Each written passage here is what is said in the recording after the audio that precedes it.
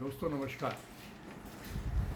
आज हमारा देश शिक्षक दिवस के रूप में सर्वपल्ली राधाकृष्णन की जन्मतिथि मना रहा है।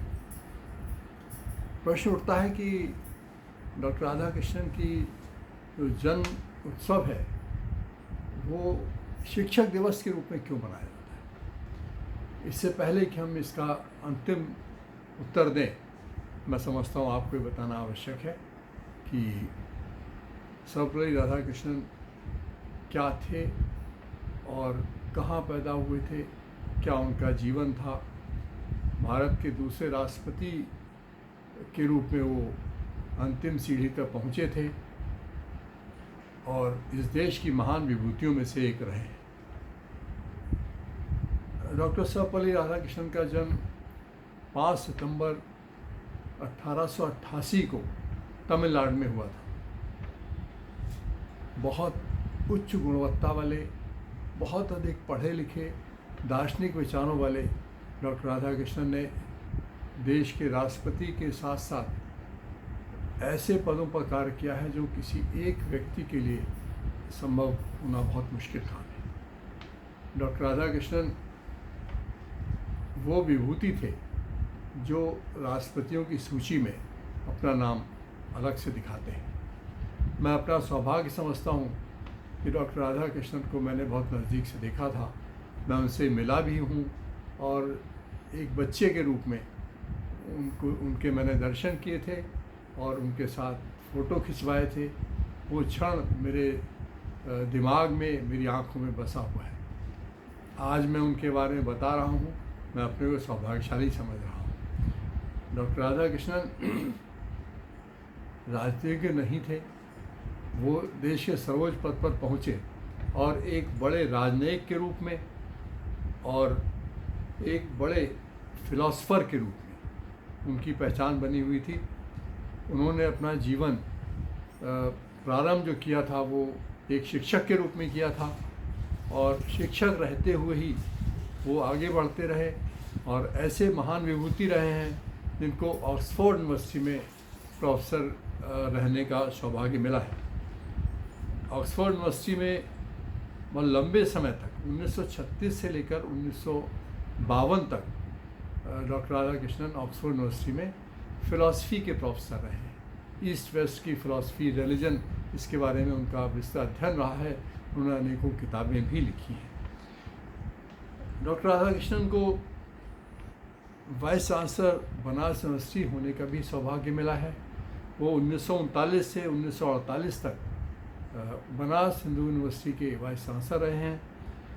दिल्ली यूनिवर्सिटी के चांसलर 1953 से 1962 तक रहे हैं और एग्जीक्यूटिव कमेटी यूनेस्को के एग्जीक्यूटिव चेयरमैन भी रहे हैं। 1949 से 1952 तक वे यूनेस्को की एग्जीक्यूटिव कमेटी के अध्यक्ष रहे।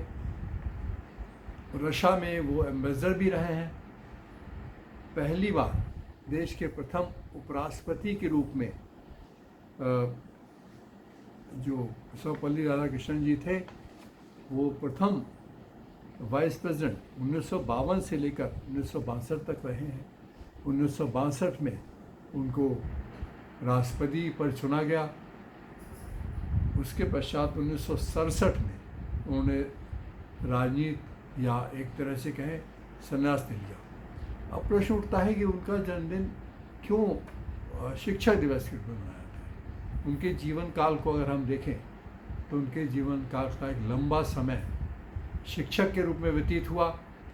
उन्होंने बहुत सारी किताबें लिखी जो फिलॉसफी की हैं, धर्म पर आधारित हैं, लेकिन उनकी जो किताबें हैं वो इतनी महत्वपूर्ण हैं कि पूरी दुनिया में उनको मान्यता प्राप्त है और एक बड़े लेखक के रूप में भी उनकी ख्याति है। ऐसी महान विभूति हमारे देश के राष्ट्रपति रहे हैं।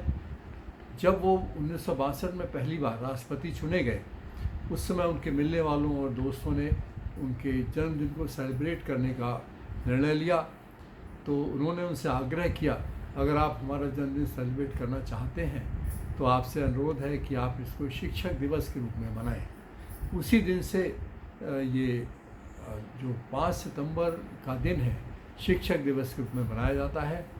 हमारा पूरा राष्ट्र आज सर्वपल्ली राधाकृष्णन की जन्मतिथि पर शिक्षक दिवस के रूप में मना रहा है। सभी स्कूलों में सभी बच्चे बड़े उत्साह के साथ उनके जन्मदिन को मना रहे हैं और उनके जन्मदिन के मनाने का सबसे महत्वपूर्ण समय ये होगा कि उनके बताए हुए सिद्धांतों पर चलें, उनके रास्ते पर चलें, उनकी ईमानदारी को ध्यान रखें और उनकी सदाशयता जिसके लिए जाने जाते हैं, उनकी विलक्षण बुद्धि, विलक्षण क्षमता, उसको अपने अंदर विकसित करें। यही उनके जन्मदिन को मनाने का सबसे अच्छा तरीका होगा।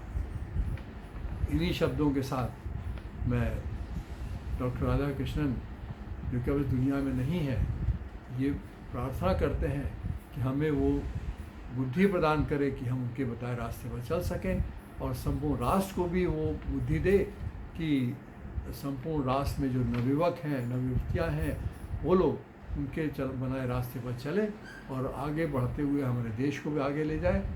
और जहाँ कहीं भी डॉक्टर राधाकृष्णन होंगे उनकी आत्मा को जरूर शांति मिलेगी। इन्हीं शब्दों के साथ मैं अपनी बात को समाप्त करता हूँ। नमस्कार, धन्यवाद।